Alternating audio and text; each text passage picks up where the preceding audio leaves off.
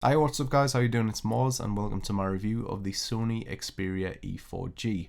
Let's get straight into it. So inside the box we do get a startup guide, a pretty nice Sony Green Heart branded adapter, a ridiculously small and impractical USB cable, and they do give you some Sony headphones as well. These are rather cheap, but I can't help but just love Sony headphones no matter how cheap they are. I happen to really like the feel of this device in my hand. It's kind of got this rubbery plastic texture to it. It just feels nice and comfortable. You can easily get a good grip on it as well. We've got a 2 megapixel front facing camera there which will shoot video in 720p. The display has an IPS capacitive touchscreen with 16 million colours. It's 4.7 inches in size, has a PPI of 234, 500 by 960 pixels, and it has scratch resistant glass. Moving on to the rear facing camera, it is 5 megapixels with autofocus and an LED flash. You can record video 1080p at 30 FPS. On the top of the device we of course have the 3.5mm port for your headphones,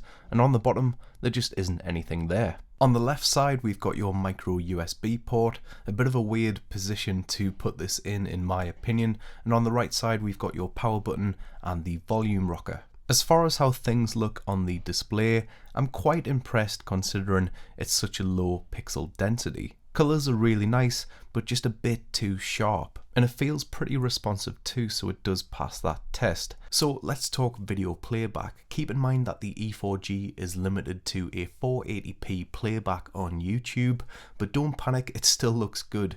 You can still get some really crispy imagery in video form on the phone. If you stare too hard you will find the flaws, but I doubt you'll even care about doing that. For a phone at this price point, video quality is definitely acceptable. Let's take a listen to some audio.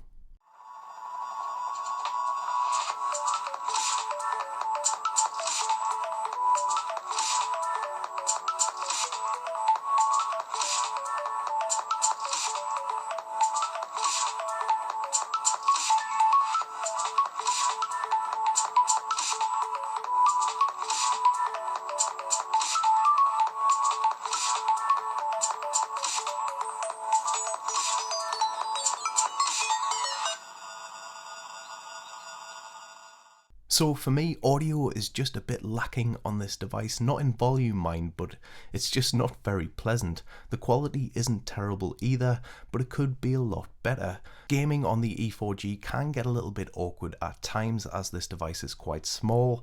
It's not tiny or anything like that, but you will notice this if you have larger hands. On the plus side, it's very responsive, graphics look pretty nice, you get some good smooth frame rates and good gameplay can be had. Audio does fall flat with a lack of bass and slightly pacing high frequencies. So all in all, the gaming experience isn't that terrible, but it is let down by size and audio. Alright guys, so this is the front facing camera, and as you can probably tell, the quality isn't too hot. I'm indoors at the moment in the spare room. There's a decent amount of light coming in though, but it's still pretty much a low light situation. You can see there's not a great deal of detail on the screen apart from the bags under my eyes and the millions of hairs on my face, but I'm going to take it outside and see how it performs there. Alright guys, so here we are outside. Things have improved a little bit. It's still not the best quality though. It kind of makes us look like a mannequin, but I guess that's just how it goes. Audio quality isn't too bad, I don't think. The microphone isn't the best in the world, but it's certainly clear enough in my opinion. So moving on to some photos that I took the other day on my way to the park, and you can see the weather isn't the best and it's quite grey and cloudy outside, but these are the types of images you can expect to get if you leave everything on auto, which is what I've done for the consumer out there. Now, I must admit, when I was using the rear camera to take all these photos, occasionally the application would crash and it would completely just go back to the app drawer, and it was incredibly frustrating, but honestly that did happen, so watch out for that and keep that in mind. But I would definitely say it does a good job of auto focusing, so that is good, and I think overall the pictures are acceptable. Not really amazing colours as you can probably tell, but it was quite a grey day, but Even so, I think the colour reproduction could be a bit better. Alright, so I'm going to let you check out some video footage now from the rear facing camera, and then I'm going to tell you my thoughts.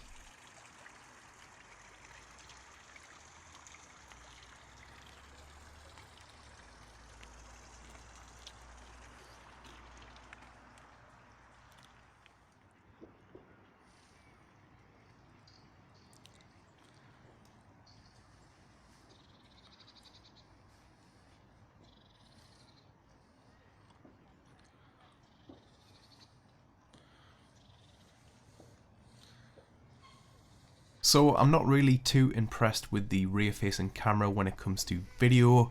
Unfortunately, it just looks all over dull in my opinion.